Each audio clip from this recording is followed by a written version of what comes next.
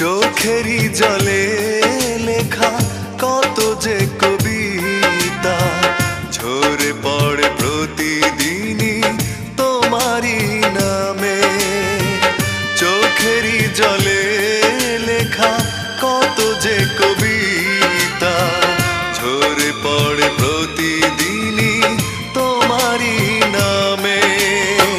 যেদিন চোখের জল শুকিয়ে যাবে মনে রেখো সেদিন আমার মরণ হবে।